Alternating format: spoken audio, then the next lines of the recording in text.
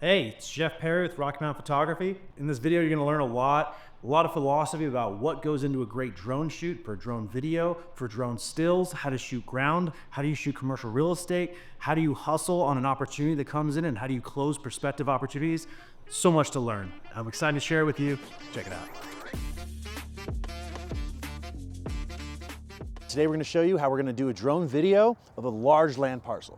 Let's get started. As you can see, here's the outline of what we're looking for. This client wants us to do an orbit going all the way around the site at 100 feet, 200 feet, 300 feet, and they get two specific shots. This is one of them, and this is another one of them. So we're gonna do our best to match that all exactly and get exactly what the client needs. So now I'm just gonna get the drone set up. Controller already booting up. Takes a while to get everything connected. Get your drone set up, ready to accept a new memory card. Get your micro SD card out, put it in the back of your drone here. Then you get your battery, make sure it's full and fresh, which it is. Get in there, push once and then again. Set it down. By now, your controller should be about ready to connect. All right, so now, saying altitude limit is 1,640 feet, but as we all know, drone pilots, legal limit's 400 feet. Now I'm going and taking off. Here's our 300-foot orbit, nothing too fancy. You're just going around in a loop. I find when you get up to the higher ones, you can sometimes go into sport mode, which goes even faster. So normal's still fast enough right now. I'm going 32, 33 miles an hour, which is plenty fast for now. Make sure you keep the whole site in the frame. But maybe when I go up to 400, I might go up to sport mode, just because we'll be up even higher and even further away. Even with the extra speed, it'll still be rotating around the site at roughly the same speed. But sport mode, obstacle avoidance is gone. But also when you're going, worth noting, when you're going 33 miles an hour, even if you have obstacle avoidance, you're still gonna hit whatever you're gonna hit. So don't think it'll save you. With this footage, the client is going to be selecting the whole site, animating it. They might be putting a digital rendering that moves with the drone shot that shows the building, and maybe they're gonna have, a parking structure and a big office building, or maybe it's gonna be residential developments. Who knows what they're gonna do with it, but having a nice smooth aerial drone shot that shows the context, and they can highlight the highways and say, oh, look, here's this proximity. It's only a 15-minute drive from here to XYZ location, or whatever it is they want to show. Often with multifamily and investors, they want to show proximity to shopping centers and workplaces. So it's like, okay, if you live here, oh look, you can walk to get your groceries and it's right here. And it's like, oh, actually that'll be a good investment. People want to live here. Oh, it's nearby all these bars and downtown lifestyle, etc. And so you want to advertise the lifestyle. So not always the best practice. I like to push it a little more. Getting the shots. I'm probably gonna start coming back now. Okay, so didn't quite finish it. Gotta put a new battery in. Tap it once, tap it again. Turns it off. Let it completely turn off. There it goes.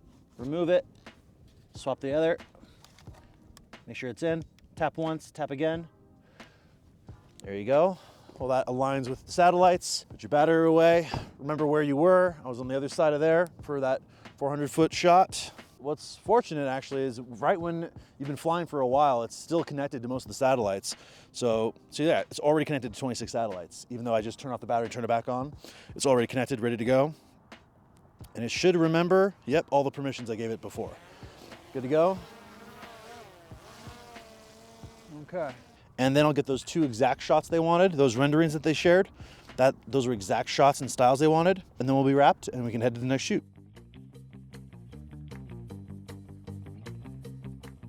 This package for this client, they want drone exterior and they want ground exterior. We'll just go ahead and knock out the ground first. So we're gonna get our camera out, we're gonna get our tripod, we're gonna get our settings just right, and we're gonna walk around the building and get a wide variety of ground exteriors and then go from there. Okay, make sure that when you're shooting, if you're shooting for our team or you're shooting a project, we always request that you double write. So I'm putting in compact flash for one, and then SD as a second memory card. And then I'm gonna change my settings, go to the tool icon, record functionality, and you go record to multiple. Every shot that I take writes to 2 cards. All right, so we got all our settings right. So we're shooting this building right here. We're just gonna try to be quick and efficient and not try to disturb anybody. So I'm getting kind of wider shots, and I'm getting closer shots too. Okay, so I'm just gonna kind of work my way around. Let's see, I might get one shot up close and then go back around. And worth noting, this building does include this one over here as well. So I'm gonna shoot even wider, get both of them in there, and keep going. And then I might step over here and get just this. Just kind of getting a wide variety of perspectives. You don't know exactly what the client's gonna want. And sometimes getting wider, so I'm gonna get a sliver of this facade here and a lot of the space in front of it, just gonna show parking and how traffic's gonna come up to the property. I'm gonna get one close-up of the garage doors as well. Yeah, you're not sure if they're selling it or they're leasing it. They wanna show, hey, everything's still intact, it's in good condition, the paint job's solid. You know, you don't exactly know what the client wants, so it's just better to take more than less. Same concept over here. I'm gonna kind of shoot everything. Check my exposure, make sure it's not too dark. So I'm shooting the shadow, so I brighten it up a little bit. But you wanna overexpose this because different exposures, obviously. So you wanna expose for the brighter one because we can brighten it up later. And then I'm gonna tilt up a little bit, get the whole, but remember, you don't wanna tilt up too much and get your lines bowing. You want nice, clean lines. Keep checking your exposure. Sometimes shooting shutter priority or aperture priority, AV, is a good way to shoot because then you can just set your exposure, and no matter if you're shooting into the shade or you're shooting into the sun, it's still a good shot. Sometimes, especially with like residential properties, I just show the view. So I don't know if this is valuable to them at all, but just having those Rockies right there is pretty gorgeous. So I'll wait till traffic moves by, throw in a shot like that, can't hurt. And if anyone ever wants to license this or sell this, and they can find the photos already done, and you can buy them on a discount because they were shot 2 years ago, unless they did a fresh paint job or something, might be the really easy option for them. And then boom, that creator, you, gets paid passively, and you're like, oh, whoa, I shot that 2 years ago, and I just got money in the bank. That's what we're going for. You know, if I'm really focused on profile and we have the time, I'd say, yeah, let's shoot the interior too. If I told them, hey, how about this? I'll shoot the interior for no charge. If you want to buy any, you can license them per image or some kind of small add-on fee. You know he would have said yeah, because it's like, hey, I'll have it and you can get it if you want it. If you don't want it, that's fine. No pressure to you. That's such an easy sell. It's such an easy, oh, you'll do all the work and I don't have to pay, but if I want it, I can. Yes, but do that to businesses and properties everywhere. All right, so I'm just putting my camera away, getting the drone out. And what we'll be doing first one really low loop, maybe even 25 feet. You know, if the building's only one story like that, you don't need to be up really high. Get kind of level with it. Maybe even 15, 20 feet. Just get one close level shot. Maybe when you're going around and it's a little taller on the storage section, maybe you go up 25 feet, maybe this is only 15, and you get a nice low loop and get everything. So maybe that stairwell on the back end that we didn't just walk around and shoot, you can get that version. Then we'll go up, maybe do 100, 125, 150 feet, and then do one more 350, 400 feet. And then if the client says, oh, did you get a really high shot looking south? Yes. Oh, did you get a really low shot looking? Yes. You can just, you got it by shooting all the cardinal directions and then some and 3 different levels of height. And then you edit them all, you put them all in a loop and edit everything, and then they go through the gallery and they just license and select what they want from there. It's so easy, and then they just email you or text you, hey, selections are ready, you compile them, send them off, but guaranteed you'll have what they want and what they need by following that system. So that's the system we hope that you follow. Already finished our low loop around 25, 29 feet. And we just did another loop at 150 feet, getting all those cardinal directions and shots between. And now we are doing 400 feet, or almost 360. Got it right in the lower third, right in the middle. And we're just making sure we get around those cardinal directions, make sure the drone stops at 0 miles an hour, and got a nice slice, more like 15% of the skyline with the horizon. Stop, it's at 0, now shoot. And just rinse and repeat. That's how you do a ground and drone exterior of commercial real estate in less than an hour. A little hint of a smile. There we go. There we go.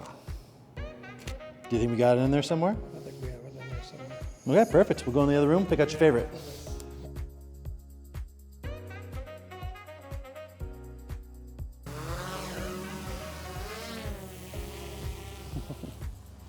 All right, this is why you hustle and get after it.